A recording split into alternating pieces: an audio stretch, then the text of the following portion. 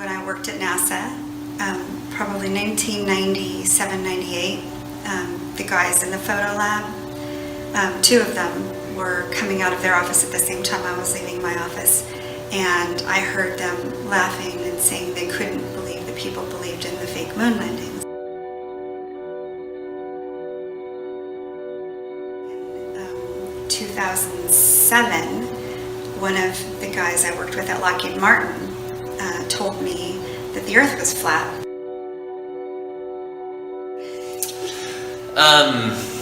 So you have a Fort Worth connection. I do have a Fort Worth connection.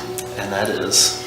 I worked for Lockheed Martin in White Settlement, which is Fort Worth, Texas, for a period of time.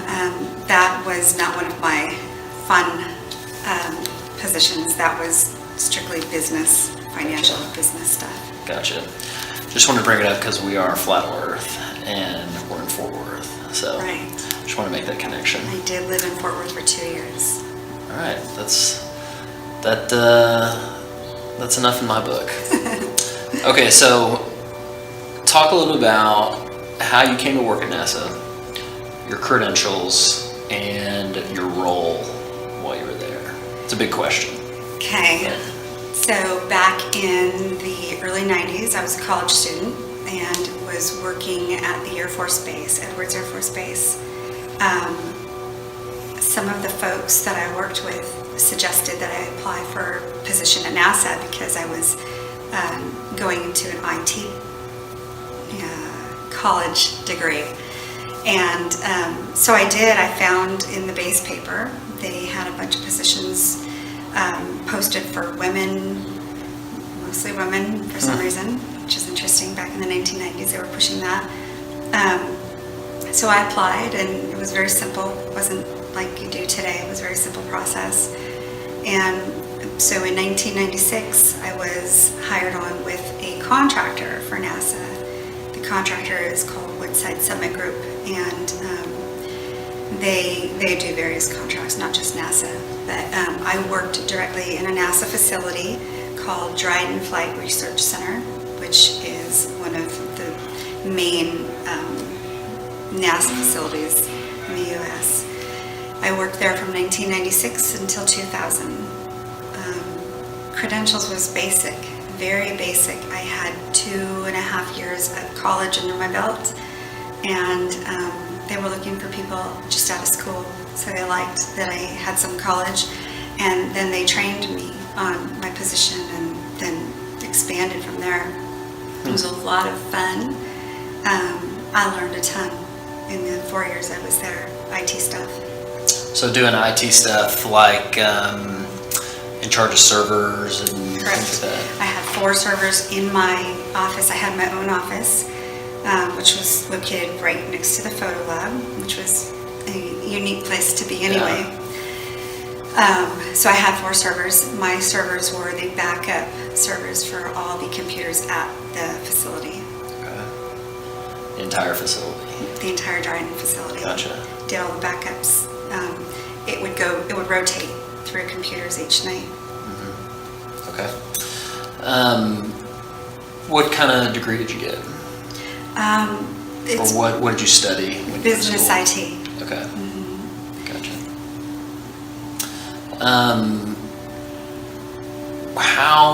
How did you come into Flat Earth? Because you weren't a Flat Earther when you worked at NASA. Correct. Right? So tell me about that journey. So it's actually, if you don't mind if I go back a little bit Please. further, when I worked at NASA, probably 1997, 98, the guys in the photo lab, 2 of them were coming out of their office at the same time I was leaving my office, and I heard them laughing and saying they couldn't believe that people believed in the fake moon landings. Huh. Now, obviously, I wasn't aware of any of this then. I had no idea, so I honestly just thought they were crazy. So I kind of brushed it off, and I didn't think about it again for many years. And then in 2007, one of the guys I worked with at Lockheed Martin told me that the Earth was flat. And I discarded the information because he didn't really give me a lot of detail. He was an engineer, very smart guy on the F-117. Wait, a smart guy that believed in a flat Earth? Very educated. Okay. Very educated, and very Gotcha. smart, and aerospace background. Told me that the Earth was flat, and again, I discarded it because it was just nonsense at the time. So fast forward a couple of years, and in 2009, I woke up to pretty much everything. And it's a hard awakening when it's all in one, but Sure. fake moon landings, 9/11 inside job, chemtrails, HARP, and you just fill in the blanks from there. I started to research like crazy. So from 2009 until May of 2016, I was just researching, studying. I worked for the government until 2012. So NASA, then Air Force, then Lockheed, not necessarily in that order. But in May of 2016, I was doing my research, and I ran across a video that said 75 biblical proofs of flat Earth. And I was intrigued, having had it sort of in my face a couple of times and knowing the moon landings were faked. So I watched it, and my life hasn't been the same since that moment. Yeah. So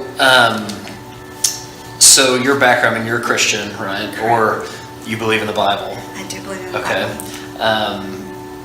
Because I lately I've found that Christian just means you take the scientific worldview and project it back on the Bible. But if you actually believe in the Bible, that's a different story, Correct. right? If you believe in a literal biblical account. The geocentric. Right, account, you had a yes. geocentric account. Yes. So in that process, was there one verse that like really jumped out at you, or just kind of like hit you for the first time again, when you reread it from a flat Earth perspective? So what I did was the book of Genesis, chapter 1. I went through the entire chapter for about 3 hours and went verse by verse, because that's the account of creation. And so when you look at it with an open mind and believing in a literal Bible, which I do, then you stop and you take account of each verse. And when you do that and you go through the entire chapter, then suddenly you can see creation in a different light. It's never taught to us that way. So to read it with a different mindset, an open mind, then the entire chapter basically tells you how God put Earth together. It's like a terrarium. Sure. Kind of. Yeah, I mean, my whole deal is, one, if you can even get past the idea of a firmament with waters above and waters below, but the fact that God created the earth first, and then he created the sun, and so what was the earth rotating around for 3 days until the sun was created? And I've come to the conclusion that if that is true, it was rotating around Chuck Norris. It was probably, I can't come up with any other solution. Who's an Illuminati shill, by the way? Chuck Norris is. Is that right? Yeah, I mean, I'm just kidding, I don't know. Research that one. Joke. I don't want him coming after me. So, tell me a little bit about the work environment at NASA. Just kind of elaborate on atmosphere. Do people like each other? Yeah, great atmosphere. I actually miss it. I have dreams about working there still. So as bizarre as that sounds, I miss the entire, everything. The people, the facility, the things that we did. It was a very important role. I was part of Y2K. Y2K was this big, false flag, basically. Right. But, you feel important, you feel good. Everybody there was on the same team. You really felt like a team member, and we had a lot of fun. We had events. We had a lot of food, catered events, and I don't know. It was just unique. I was friends with a lot of pilots, who can say that they worked alongside an SR-71 pilot. Yeah, Maverick and Goose, right? Yeah. Awesome. So you talked a little bit about the photographer story, and you know the moon landing it's a conspiracy. You can be a non-flat earth, you can be a ball earther and not believe we went to the moon. In fact, one of the guys on the show, his name's Chad. I mean, I wouldn't call him a flat earther, but he does not believe we went to the moon. I mean, he thinks it looks ridiculous. Good. You know, and so I'm curious. You know, back when you heard them say that, did it touch any points where you would say, oh yeah, you know, I've heard people that say they didn't think we went to the moon, or was that kind of the first time you'd heard that idea? That was the first time, and to be honest with you, I didn't take it seriously in any aspect. I supported NASA. I supported what they did. And I think the majority of people who work for NASA really enjoy what they do and support what they do. You wouldn't question it. You wouldn't. So for the photographers to say something like that is a little weird, right? Well, a few months ago I realized that when I got my tours through the photo lab, there were no pictures of space. They were all jets. So the photo lab has a lot of photos, but none of space. Wow. Yeah. So brings me to my next question. I've heard you mention how you've met Matt Powerland before, or Matt Boylan, who claims, I have no reason not to believe him, claims that he was a photorealist painter for NASA.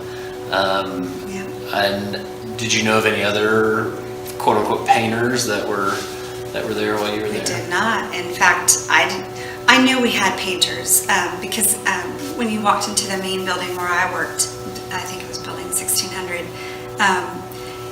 in that foyer we had a beautiful painting of the globe that we knew was a painting because they made a big deal out of it and presented it and gave it to us in our building, and so I knew there were painters, but I just thought it was painting. I never put two and two together. Yeah, I mean, he's become famous for saying photo or painting, right? Right.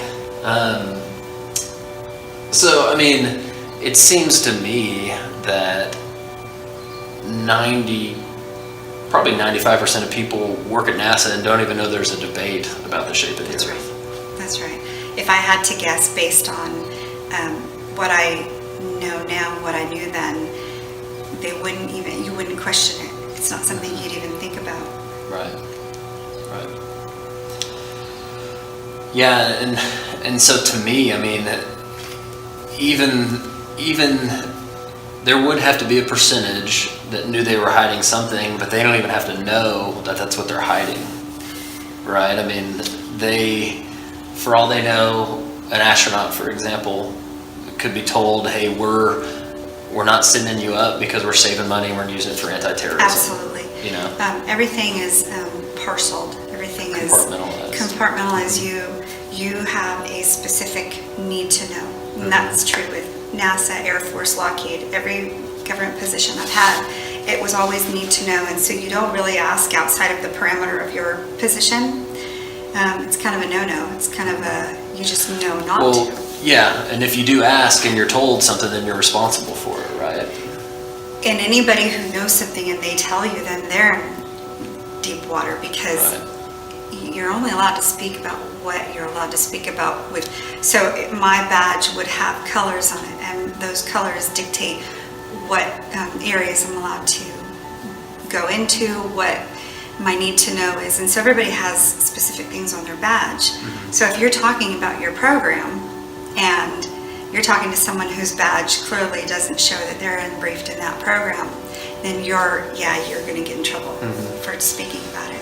And so from what I understand, there were some things that you were briefed in on, which you weren't allowed to speak on, which you've never spoken on. Correct. Because of your duty.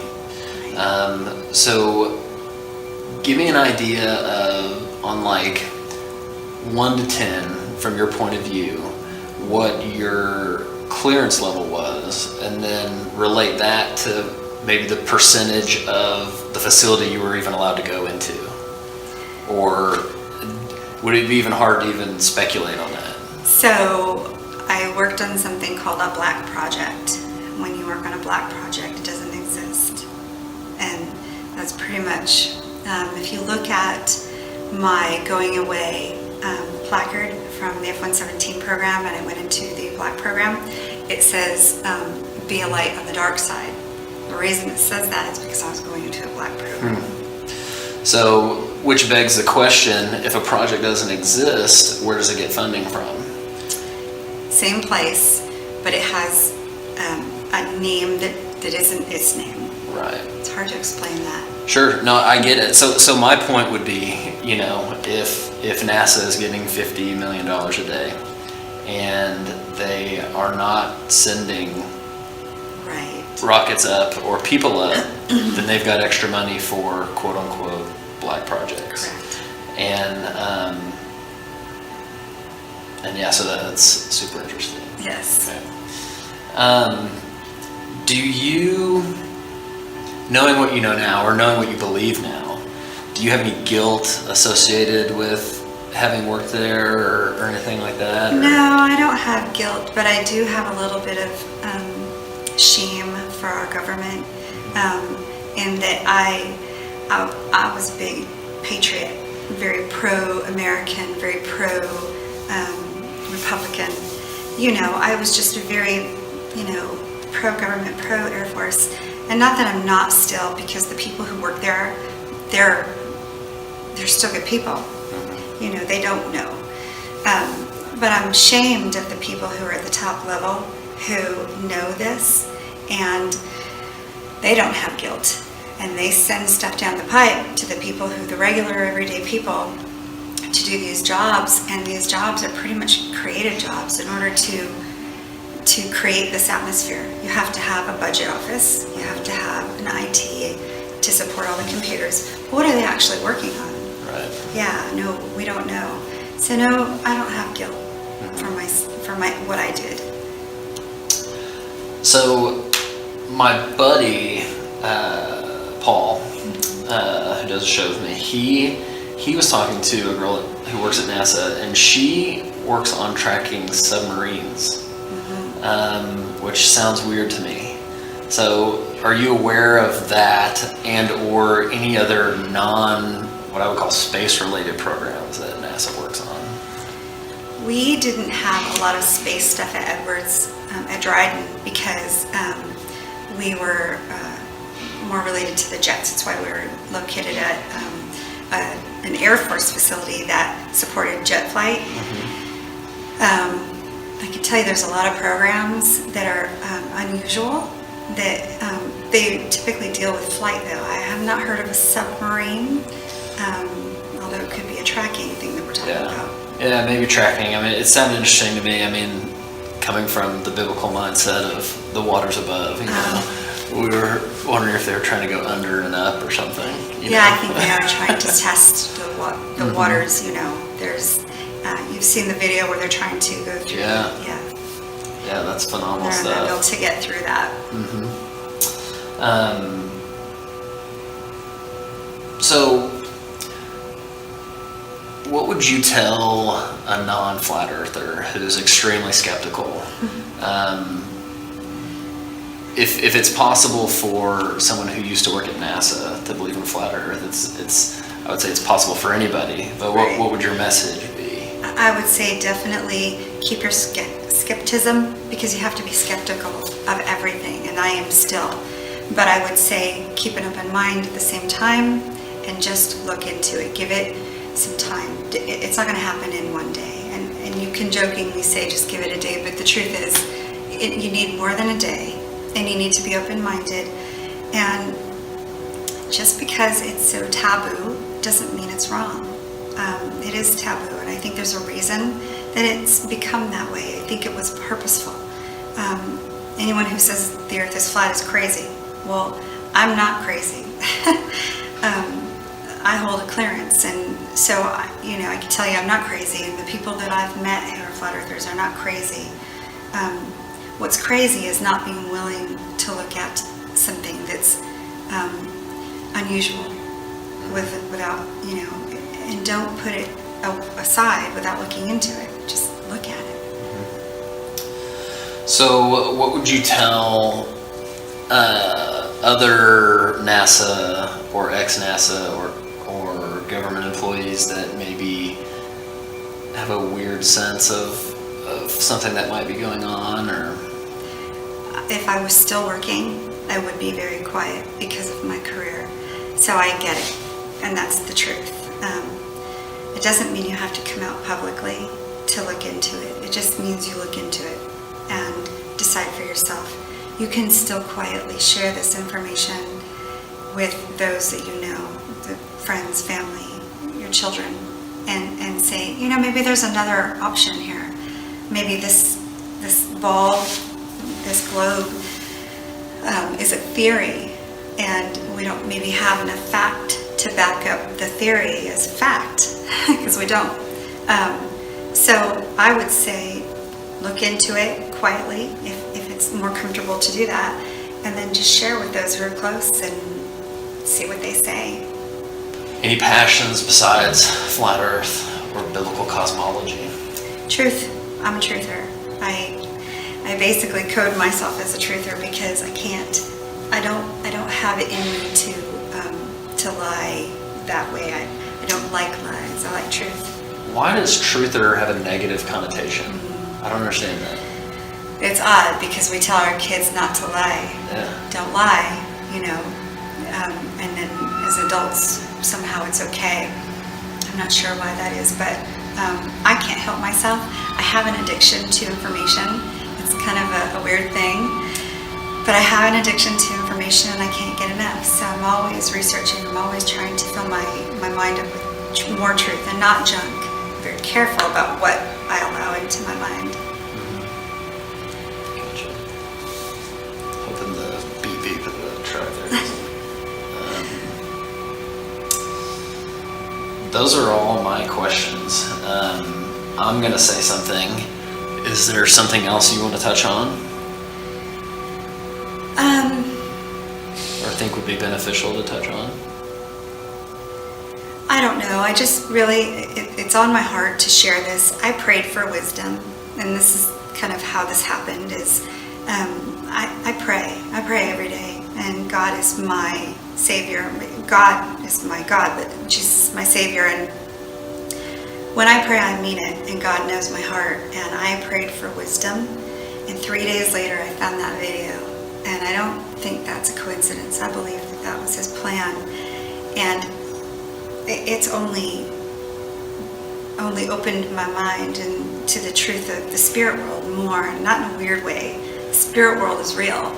God is in the spirit world. We're not there. We're here on the earth that He created for us. So as a Christian, and that's probably the number one thing about who I am, is I belong to Jesus Christ. And not all flat earthers are Christians. I get that, and they don't have to be. But I can tell you that I'm more blessed in my walk, in my faith, than I ever was prior to understanding the geocentric model. Yeah. Same here. Yeah, amen. So, one of the things that is super important here that I think everybody needs to take from Cyndi's story is that you can work someplace and not necessarily be part of the overall lie, okay, if there's an overall lie, which I believe there is. And what I want you to do is take her story and apply it to your life. So me, I work, one of the things I do is I'm in commercial construction, and I do pricing and estimating for large construction jobs. But I don't swing a hammer, I don't lay tile. I sit at a computer and I plug numbers into a spreadsheet.